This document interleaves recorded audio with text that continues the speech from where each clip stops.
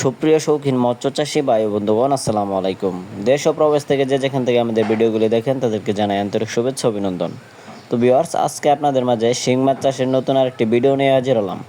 আজকের ভিডিওতে আপনাদের মাঝে আলোচনা করব আপনারা শিং মাছ কীভাবে চাষ করতে পারবেন, শিং মাছের পুকুর প্রস্তুত করার প্রয়োজন আছে কিনা, এবং কি কোন ধরনের পুকুরে এই মাছগুলি চাষাবাদ করে লাভবান হতে পারবেন, এবং এই শিং মাছ চাষ করে আপনি কত দিনে বাজারজাত করতে পারবেন তা নিয়ে কিছু গুরুত্বপূর্ণ আলোচনা করব। অবশ্যই ভিডিওটি স্কিপ না করে ফুল দেখার অনুরোধ রইল।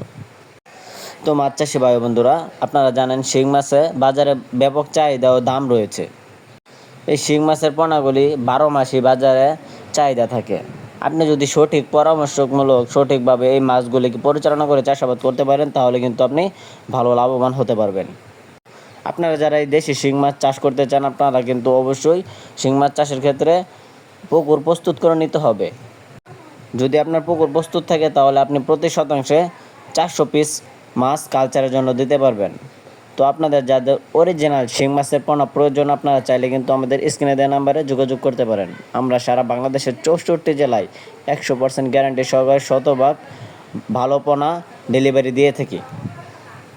তো ভিউয়ার্স, মূলত এই শিং মাছের পোনাগুলি 3 থেকে 4 মাস অথবা 5 মাসের ভিতরে কিন্তু আপনি বাজারজাত করতে পারবেন। 2-3 কেজি এসে পড়বে, তখন কিন্তু এই শিং মাছ বাজারজাত উপযোগী হয়ে যাবে। তো ভিডিওটি ভালো লাগলে অবশ্যই চ্যানেলটি সাবস্ক্রাইব করে রাখুন।